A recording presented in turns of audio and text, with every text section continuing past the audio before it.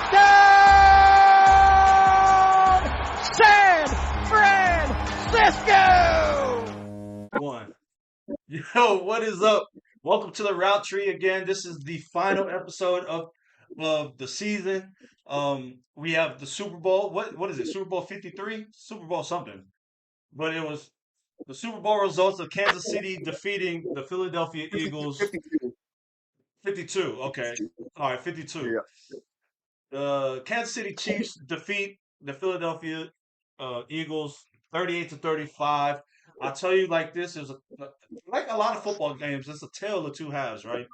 Uh, you have Patrick Mahomes, 21 of 27 attempts, 100, a buck 82, 3 touchdowns, 0 interceptions.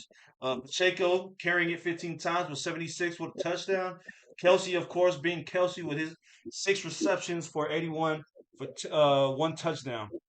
On the defensive side, I don't really see much as far as that.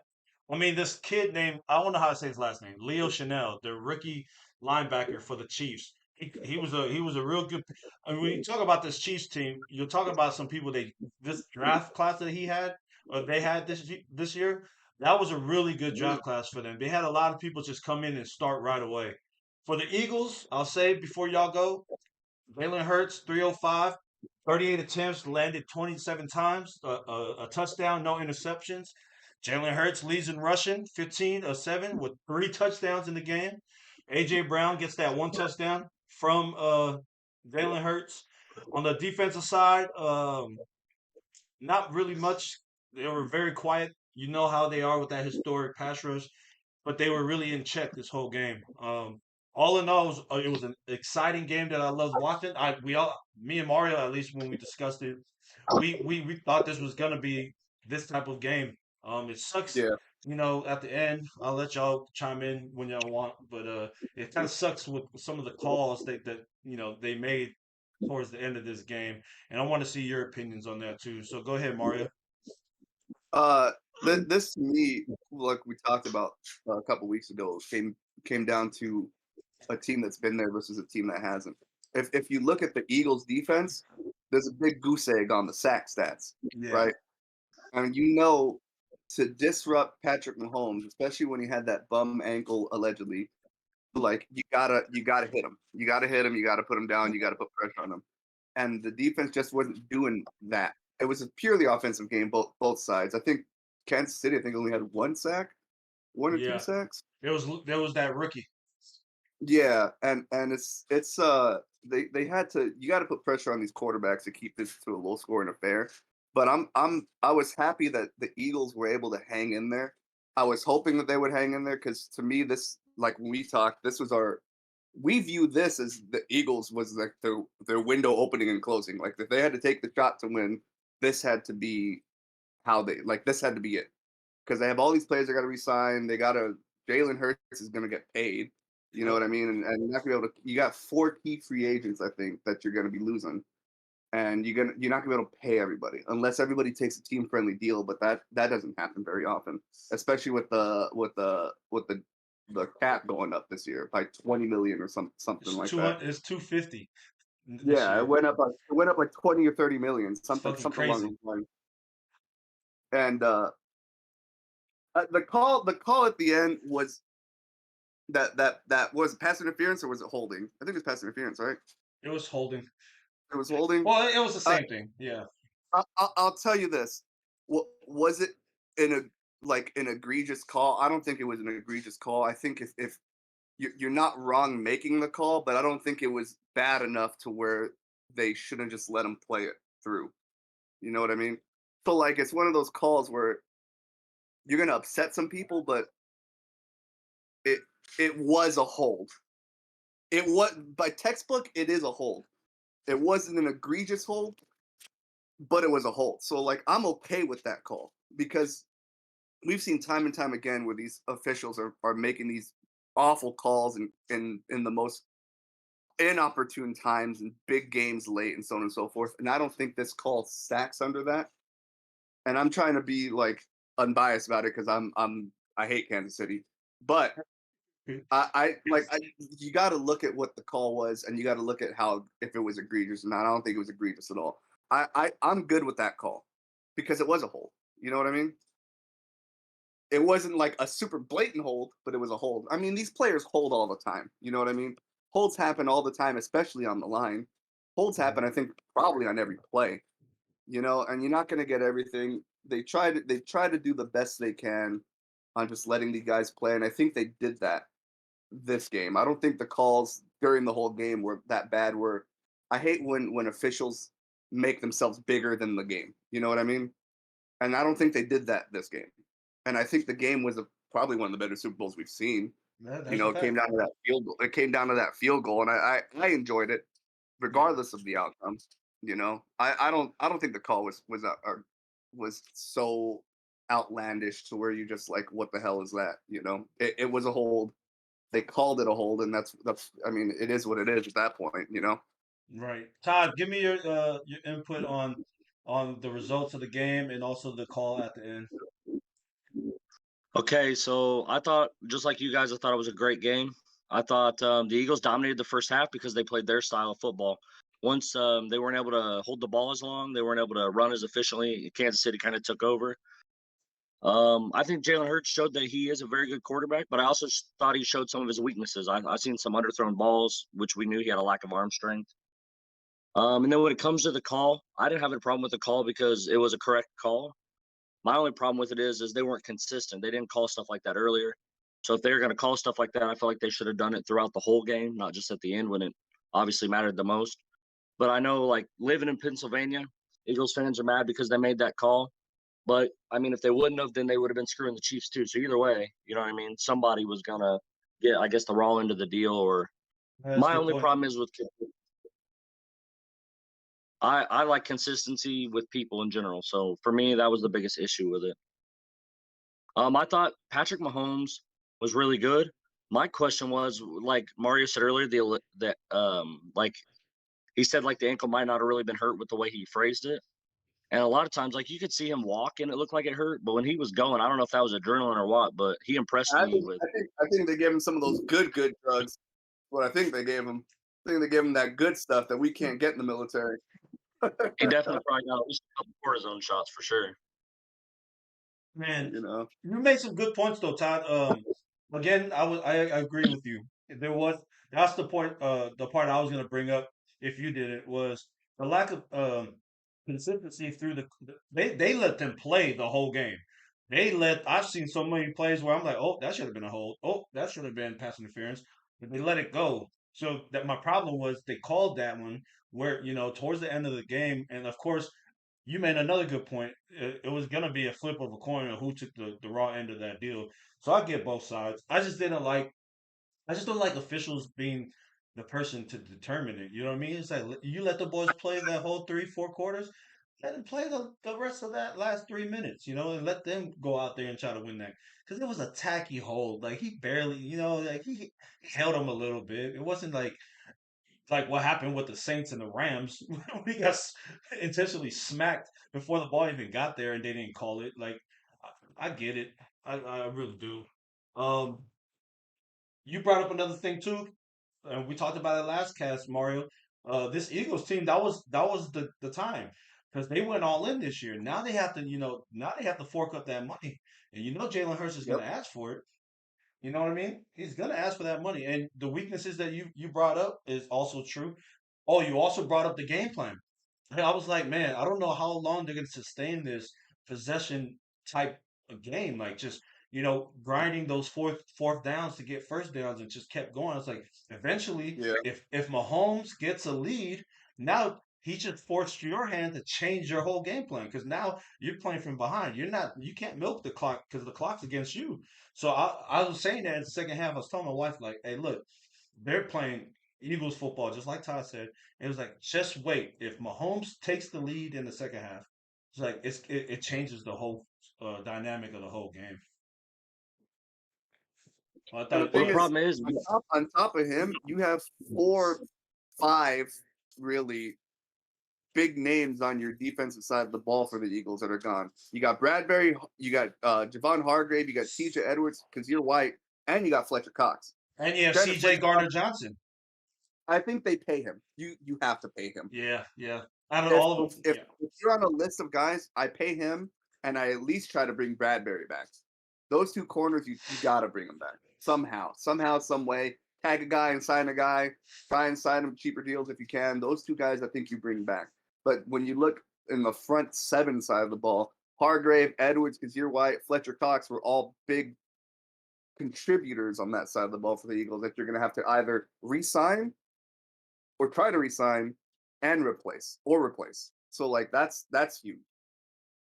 You know, I think a lot of the problem with what we saw in the Super Bowl with the Eagles defense was if you look at what quarterbacks they faced during the regular season, let's be honest, the NFC doesn't have anything on the AFC when it comes to quarterbacks, Facts. especially that division.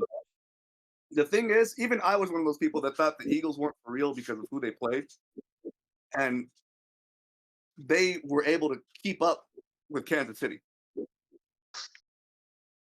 So for Yeah. me, that made me feel like they were for real.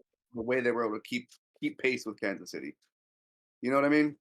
They had a lot of breaks, but the thing is that the thing that sucks is you can only play who's in front of you. You know what I mean? They don't make their schedules. They don't. So I turned a little bit on that because I was like the Eagles aren't for real. They're going to be one and done, and I was saying that early in the season, and I was wrong. And I thought they were going to be a first round bounce on the playoffs, but they looked like a for real team to me, at least. You know. If they can run the ball, keep the defense fresh, I think they are a real team. The problem is, as you see when Kansas City got on rhythm and Patrick Mahomes was starting to sling the ball, the defense was tired too. And they got some good big boys, but they're still big. They still get tired fast. Yeah. Real good points. Yeah. Real good points. A lot of things that y'all talked about, I want to flip it on the Chiefs side because you're talking about people that are spending money. They kind of backed up and used their draft to fulfill all their weak spots. If you look at the draft class last year, first round pick Trent McDuffie out of Washington, automatic starter, right? George Kalafdis from Purdue got reps at edge. Then you look at towards the third round, you get your third linebacker in Leo Chanel, who ultimately was this star in the Super Bowl because he was everywhere. Then you look down to the seventh round, you found your starting running back in Isaiah Pacheco out of Rutgers. They knew how to draft this year. So hold on, y'all. Go ahead and talk about that draft while I worry about this. Well, for me, it wasn't even really about the draft necessarily. What it is you have a patented New England situation where as long as you have Andy Reid and as long as you have Patrick Mahomes, everybody else is going to be interchangeable. Granted, you have a generational tight end in Travis Kelce, which also helps. But think about it: you take out Tyreek Hill, you plug in the TikTok star Juju Smith-Schuster, and you kind of you still are fine. You know what I mean? You win another Super Bowl off of that. It shows that the system that they got working in Kansas City works, and they're getting these players that they can just rotate around. Because I don't think Juju Smith-Schuster will be back. You know what I mean? I think Mecole Hardman will be back, but I'm sure they'll find some other pieces, retool, interchange, and they're going to be a team that's going to be able to compete for a long time. But as long as you have Andy Reid and as long as you have Patrick Mahomes, you're going to be all right regardless of who you have on the field. Those two alone are going to keep you in game and in game play. I agree, especially with the way the league is now. If you don't have a quarterback, you're done. It's not the early 2000s when you could have Tom Brady, which he wasn't as good then, but they had a great defense and a run game. You can't do that anymore. You have to have the quarterback. And also, y'all, like, I got a guy on Kansas City that y'all ain't giving the flowers to over this whole postseason, and that's Frank Clark. All right, I think Frank Clark he's all right in the season, but for some reason, once you hit the postseason, that man turns it on, and I don't know what the difference is in play, but he's like in third or second in most postseason sacks all time.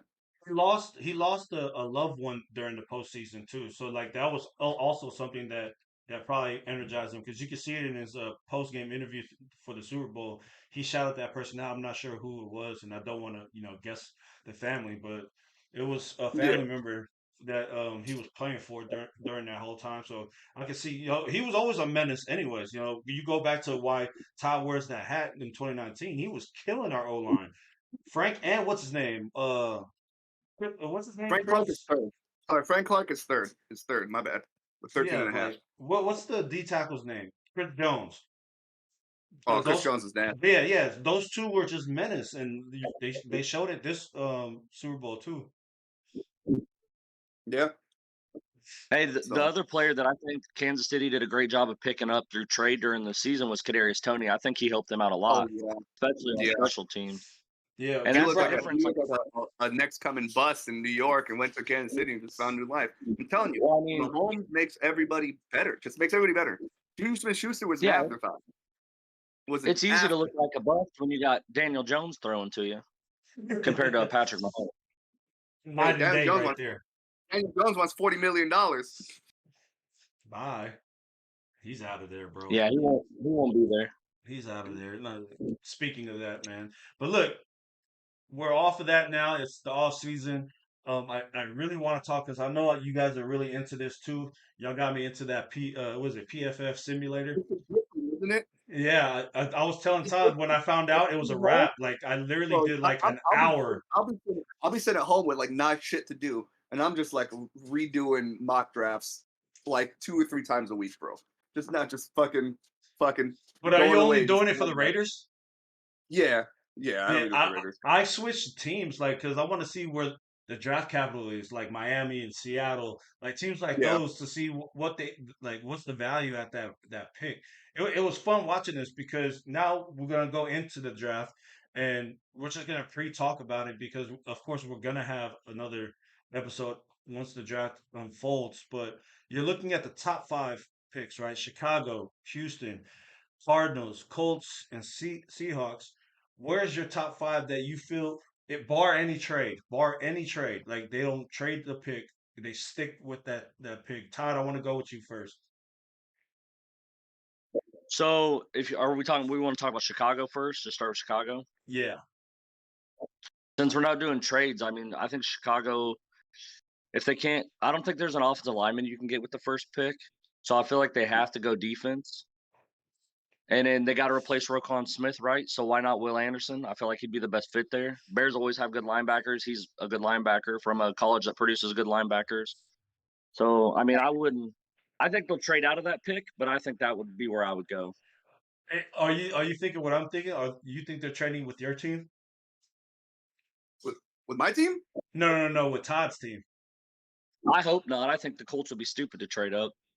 I think if I was Chicago, honestly, I would do one of two things. I would either trade back for a team farther down that needs a quarterback too, like the Giants, who could be a playoff team if they got a good quarterback, or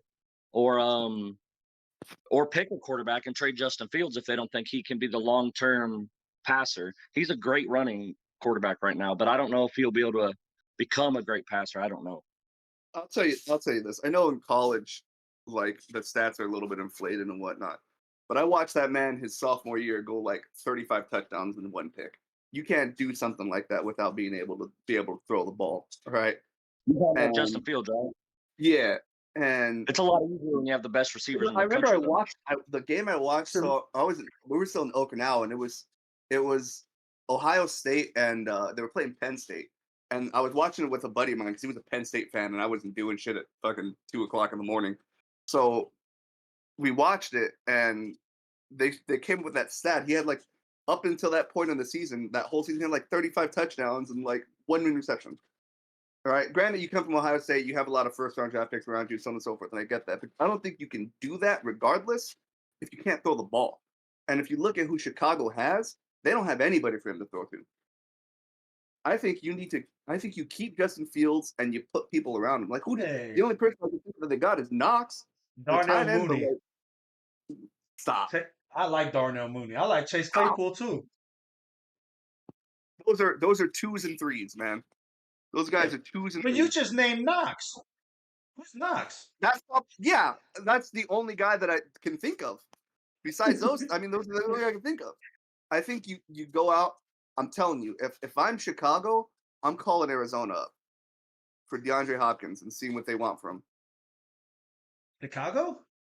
If I'm Chicago, I'm calling Arizona and seeing what they want for DeAndre Hopkins. Well, does he have a no trade clause? Because I wouldn't want to go to Chicago. I don't think so. I don't think he does. Nah. But Hopkins is on his way out anyways. Yeah, but I know he's too old to go to a rebuilding team. Like I'd be mad if they traded me to Chicago. I'm telling you, but I'm talking about from Chicago's perspective. If I'm Chicago, I'm calling him up, seeing what they could take, and then you get some receivers around him, and you see what you got in Justin Fields. You know he can run. It's time to see if he can throw. But if you have bums there, like what does it matter? Justin Fields is not a Patrick Mahomes type or a Josh Allen type, or a Trevor Lawrence, where he's gonna make everybody better around him. You're gonna have to put pieces around him. You just have to. You know what I mean? And it doesn't help when Justin Fields is under fire from every defense he plays every single game. You know? Right. So. Hey, some of that's on Justin Fields too, though. With always being under fire, he doesn't seem like he goes through progressions as fast as some guys do. That's my biggest worry with him. He is a cannon, but if it takes him an hour to decide to throw, it doesn't matter. Well, it's also hard to go through progressions when guys aren't getting open. Or his line is not blocking.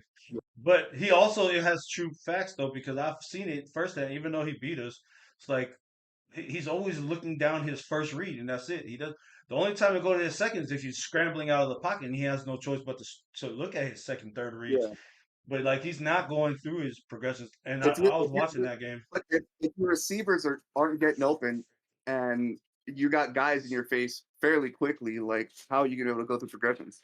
That's probably why. So go ahead. That's why he's running. That's why he had that many rushing yards. You know what I mean? He runs because he has to. Well, let's go into this. So it's 2023. You can't touch receivers. If you're running slants and quick outs, he can throw to them. He has time. But is he seeing them? That's another point. Give him 1 more year and find out. But see, that's the thing too with that pick, because I agree. Who do you think Chicago takes, Mario? If they don't trade. I'm torn between 3 guys for Chicago. All right.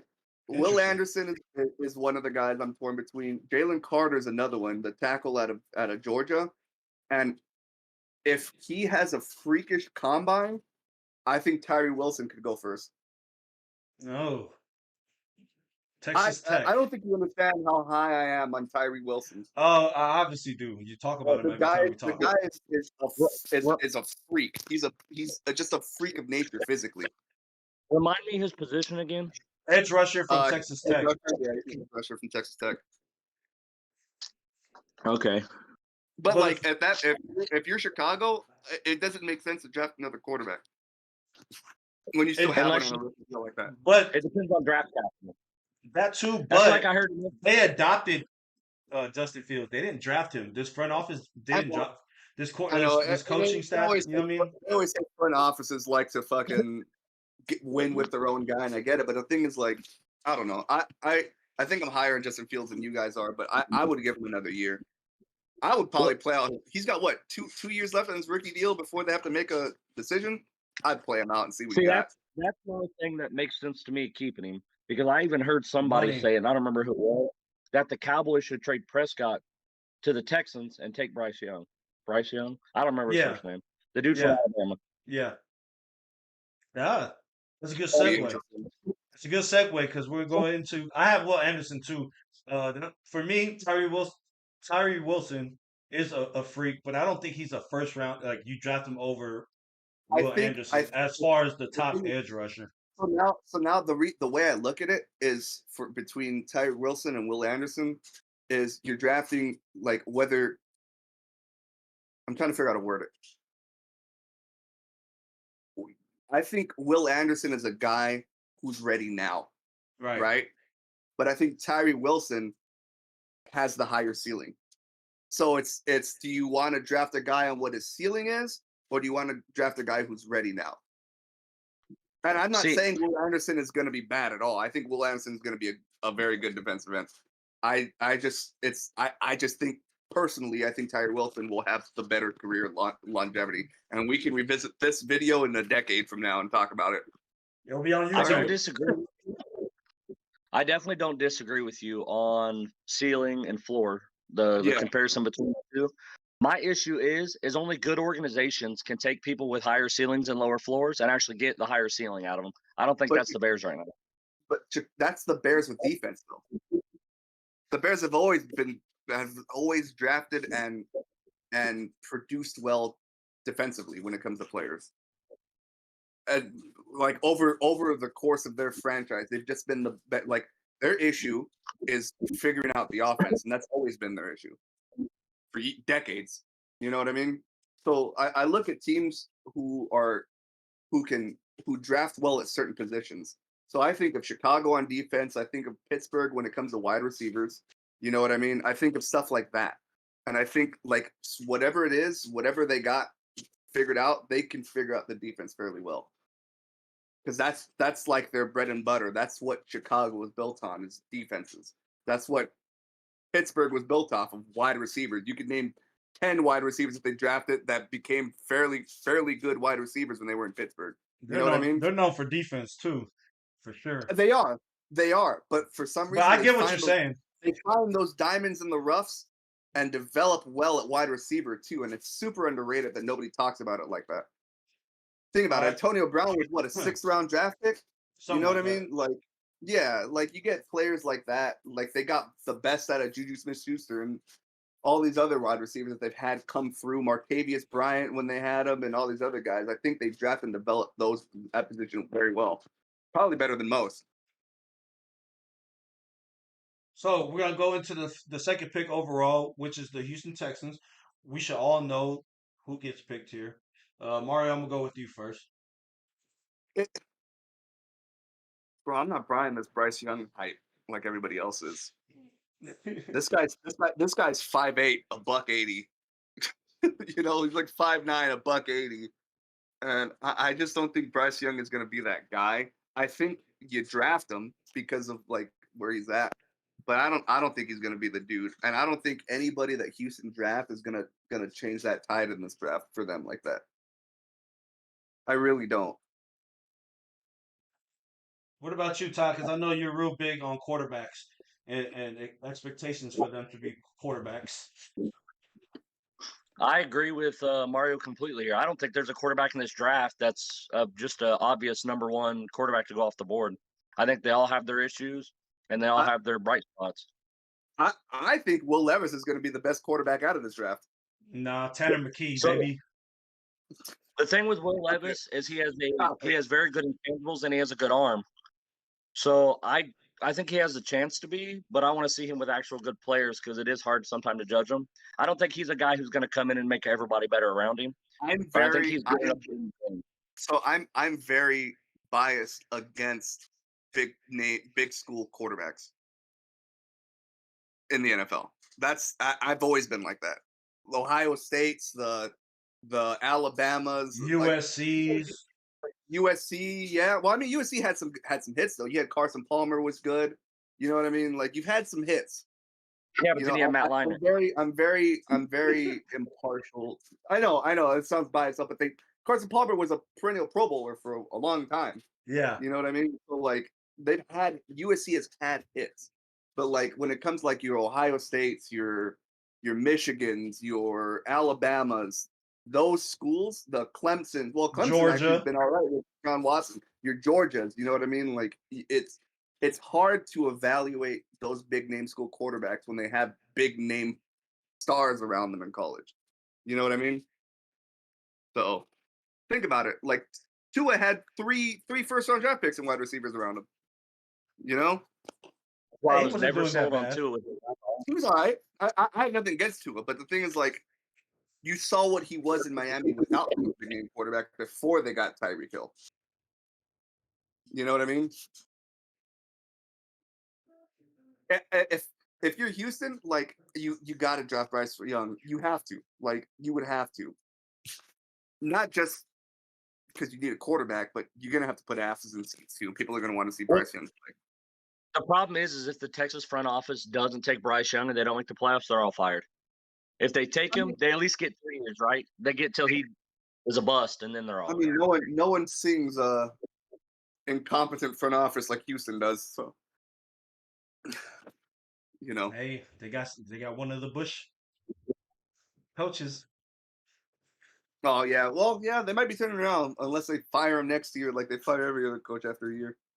Nah, they're gonna stick with him. He's a homer. I believe his first stint's gonna be just like Salah's. It's gonna be the rebuilding year, and then next year you see the potential of what they can be, just like this year for the Jets. Like Yeah. I honestly think he'll flip it around. I also know he's gonna take some of the Niners to Houston also. So Yeah. do you guys all think it's gonna be Bryce Young? Yeah. Probably. Man.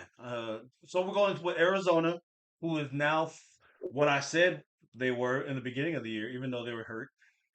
They're bums, and now they're on the rebuild. You got people like Kyler Murray was talked about being traded, because you're getting a new coach. You talked about the wide receiver, what's his name, D-Hop. It's like you see all that, and then now we're at the third pick overall. How do they start their rebuild? And to me, it's always inside out. But Todd, I want to see what you're gonna say first. Yeah, I definitely think Arizona needs to take one of them offensive linemen off the board.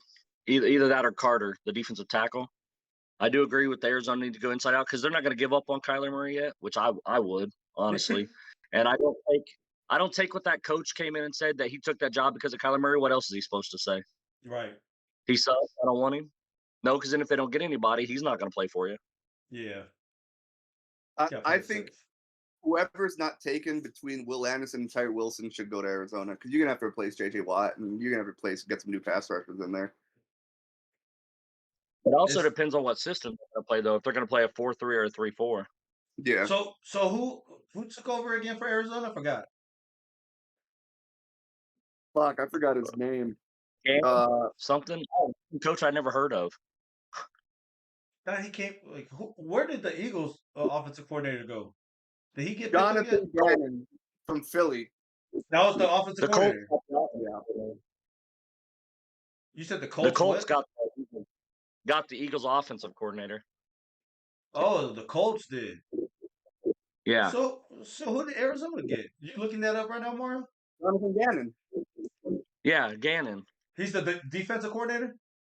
I think so. So Yeah, he was. he's definitely gonna run the 4-3, and he's definitely taking Jalen Carter if that like he's the next best. That's what I see. Well, Well, I think it's going to be Wilson or Anderson, whoever's not drafted by the Bears. Is how I look at it. That's how I look at it. Arizona's in a primetime position. If they're smart, they trade down. They need capital. Yeah. They need If they need to rebuild, you rebuild through a pool of draft picks, get younger. You got to think you're not next up in the division. Next up is Seattle. Seattle's the next team I coming think up. I think they trade down and traded Hopkins in the draft. Well, yeah, they have to trade everything if you think about it. Do you keep some of these people like you got to think like, do you keep Buda Baker?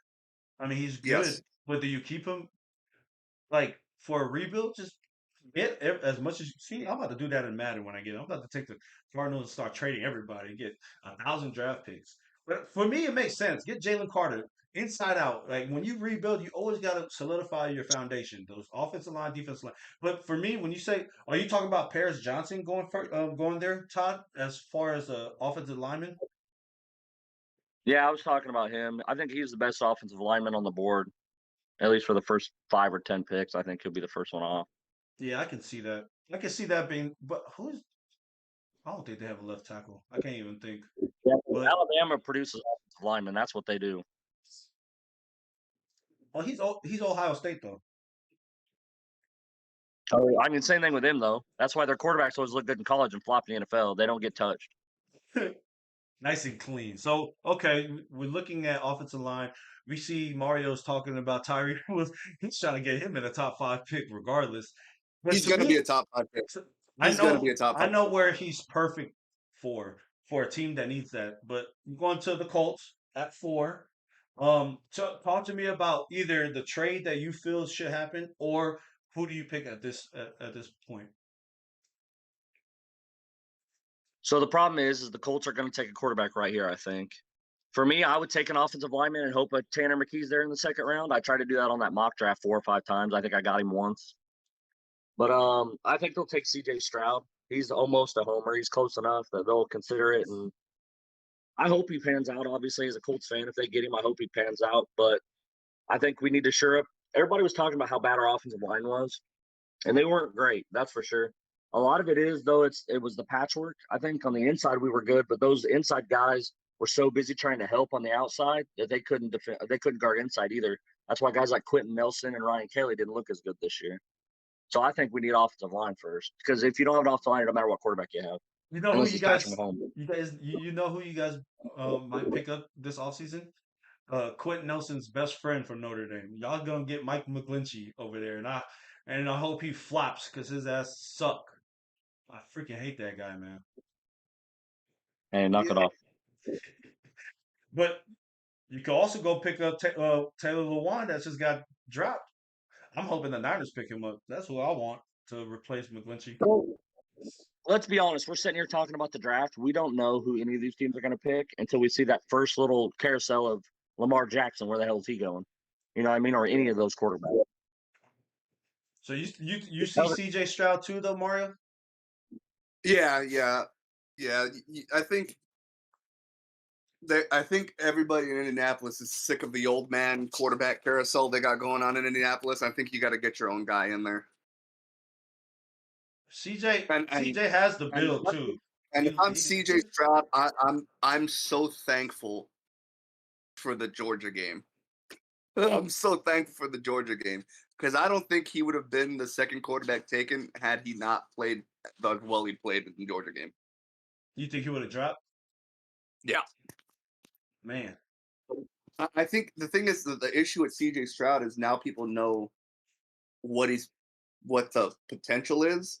Now it's just, are they going to be able to get that consistently day in and day out, like every Sunday? So, if you think you can get that out of him consistently, you draft him. You have to. Give me your honest opinion, Todd, about your team, your aspect of your team. Do you feel like getting I know this sounds like the last 5 years. It's like, do you think it's like getting a veteran quarterback to come in is a thing for you right now? Because I really think you guys have a good core. Like, I really think you have a lot of good pieces. I like the build of your team. I had two big issues lately with the Colts. One is Frank Wright doesn't like to push the ball. So if everything's short, you just step back, you play that cover two, you tackle it as it comes to you, and they don't get first downs when they get closer to the red zone. My other issue with the Colts has been the only way I get a veteran quarterback is if I can pull somebody like a Derek Carr for a year or two and draft like a Tanner McKee in the second round and let him grow for a year or two. But you have to show the fans that you have a long-term option. We can't just keep grabbing random 35-year-olds and hope they pan out for 2-3 years. That makes sense. I agree with all of that. So we're gonna go to this last pick of the top 5. This is where I feel Tyree Wilson goes. It's a lack of what Seattle has, which is edge rushing, and I believe he fortifies that and makes them even better. He becomes that guy for them to start the edge rushes. They have young players at that spot, but they don't have like impact players. So maybe he could be that impact type of person, like in Madden. He could be that X factor. What do y'all think? Maybe. I don't know. The Colts are just in a weird position where I feel like they need everything. No, we're talking about Seattle. Oh, it's Seattle. Oh, my bad, dog. I was on the Colts still. Our defense is fine other than cornerback, okay? Who do you got for Seattle? Tyree Wilson. I have him going there because their edge rushers aren't really like starting edge rushers to me. They're good. They're young, and they'll be good for rotation. But I believe Tyree Wilson will be hungry enough to be that X factor on that team. In my mind, Will Anderson and Tyree Wilson are gone right now. Okay, in my mind, that's so I have it. The next best guy, I think they get Miles Murphy out of Clemson. Damn, you didn't take Jalen Carter out of any of your picks. No, because I have Jalen Carter going to Detroit. That's a far pick for him because he's rated like top 3. I believe it. The draft is weird, man. Here's my question for you guys. Has Seattle re-signed Geno Smith? No, but they will. What Nobody's if he walks? re-signed anybody yet. What if he walks though? We're talking quarterbacks. If they don't have, who's their quarterback if he walks? Drew Lock. He ain't gonna walk. So they don't have one. So you also, that's what I'm saying. I like doing a draft one now, but I'd also like to do a draft one after free agency has started. Yeah. Yeah, but free agency is after the draft, isn't it? No, it starts March 15th, I think, on the new year. And then it stops. Yeah, the big guys will go right before the draft. Okay. Man, that's crazy. So we talked about that. We talked about the draft just a little bit, just a top five to get you guys to understand who we felt was going in there. We're in XFL season right now, and the thing that disappoints me is there's no California team this year. So for me, what about you, Mario? Who are you rooting for the XFL? I don't know, bro. I don't even know who the teams are in the XFL. You haven't been watching? Nah, dog. I actually like that comeback from the Battlehawks, man. That was actually a good game. I like these hungry ass players, man. I'm gearing up for baseball season, baby. I'm gearing up for baseball season. XFL doesn't exist to me. But you know, if I had to pick a team, I'm gonna pick a team off a logo. Yeah, we'll go. Give me them Seattle Sea Dragons. Why not? give me them Seattle Sea Dragons. Fuck it, man. Go ahead, Todd. Hey, I told you guys in the group text that I took the Battlehawks when they first came out with it, so I stuck with them. Them dudes are going to give somebody a heart attack. I don't know how they keep pulling out. They literally were down 15 points with like a minute 30 left and won. That was a good game. Good comeback. Because, you know, dude, seriously though, the NFL needs to switch to that 4th and 15 thing instead of that onside kick. Maybe make it 4th and 20, but that's a lot more interesting. And that's why they're using the XFL for rules like this. Like even I even like their special teams when they kick off. I like that rule because you get a lot of action. There's a lot of action to that. I'm by Florida. I'm gonna take the Orlando Guardians. That team pissed me off because they were the New York Guardians, and I like that team because I'm a big fan of the colors that they had: red, black, and dark gray. But for me, Orlando. I went with the Vipers this year. I picked the Vipers and the Vegas Vipers, and they lost. I was like, fuck. Wait to hey, start.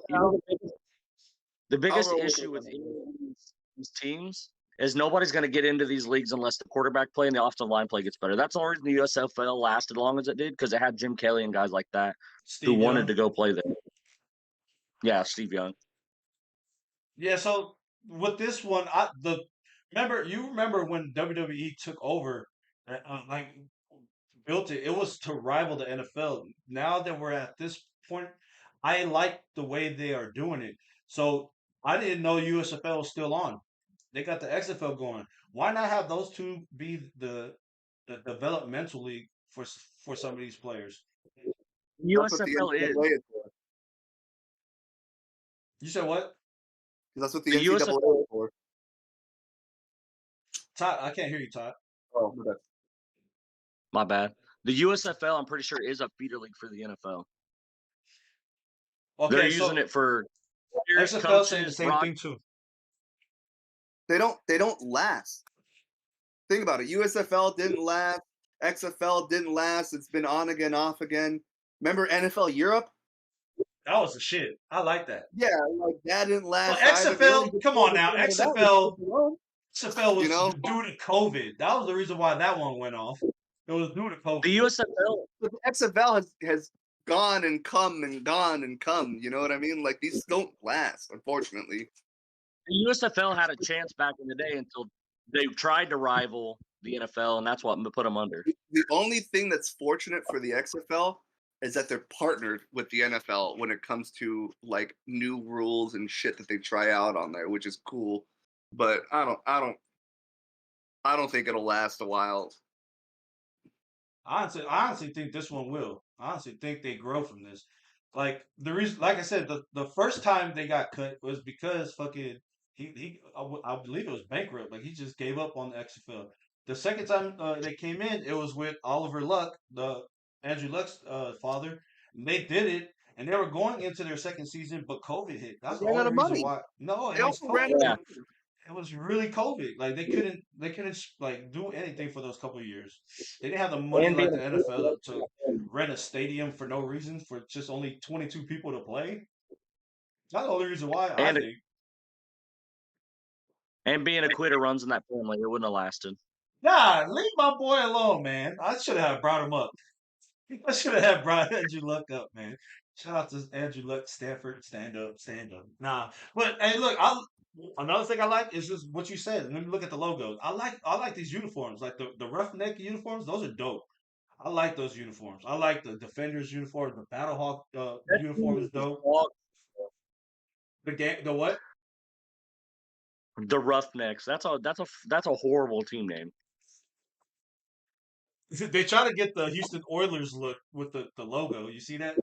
They almost try Yeah. to take that, but I'm not. I haven't seen the Brahmas play yet. But Battlehawks jerseys, what's it called? Not the Roughnecks. My bad. It wasn't the Roughnecks I was talking about. It's Arlington. Arlington's team. Those jerseys are pretty dope. I like those jerseys. Sea Dragons. I don't know about your team, Mario. It's kind of No, ugly. no, I swapped. I swapped. I went to Orlando. I'm with the Guardians, the Orlando Oh yeah, but Guardians. see, I like They're 3 hours away. I like the Guardians back then's logo because they had red, but now they added the green. It's like, they added the little green in there. But I'm excited for it because I like football, and Rod Woodson is a coach for the Vipers. That's why like you see a lot of these names. I don't know how good he is as a coach, and we're gonna find out. But I just like it because you got these players that used to be in the NFL, on practice squads trying to get back in. Hey, you see what happened with PJ Walker? He got a job in the NFL. Is he good? Probably not, but he's a 53-man roster guy. He's getting close to $1 million a year, and it came from he used to play for the Colts too, didn't he? Hey, I'm a shout out Paxton Lynch for being the only player to be benched in the NFL, the XFL, the CFL, and the USFL. Man, Hey, I'm on a CFL fan page. They do not support that. He said, "Hey, he never even started. How did he get benched?" Shout out to wait. Paxton Lynch. So who do you watch in CFL? I don't watch. I don't have a team. There's a lot of sports out like that I watch that I don't have a team, like rugby, hockey. I like them, but I don't have a team that I. And honestly, it makes it better for me, especially like college football. I don't have a favorite team, so I can go out there and watch and not be biased, and it makes it a lot better. Yeah, for real. I was saying that about forgot what sport it was rugby, and I'm like, bro, I don't have a team. I don't know who's good, who's bad. I'm just watching for the love of the sport, right? And I'm watching this, and I'm like, man, I'm actually enjoying this as a fan. But if I'm watching the Niners or the Giants or the friggin' Warriors, it's just like it's fucking emotions upon emotions. Look, man, my time of the year is starting now. All right, my time of the year is starting right here. All Is right, it medicine? you see that? Hey, it's coming. It's Audio, coming soon. my time of the year is starting now. All right, it's baseball season, I baby. don't. I don't understand what happened with me in baseball. I grew up. I played baseball. I loved baseball. I was a big Braves fan. For some reason, I just stopped watching. Now I can't get into it again. I am an addict. Yeah, he's a crackhead. Addict. All right, y'all. Hey, this was a good episode. Glad I got Todd back. It's been a while since I had you on the football channel. Like, comment, subscribe to the Sutterflex podcast. This is the last episode of the whole full season. We literally did one for each week. That's just crazy. Yep. But hey, this is the route tree, y'all, and I'll see y'all again.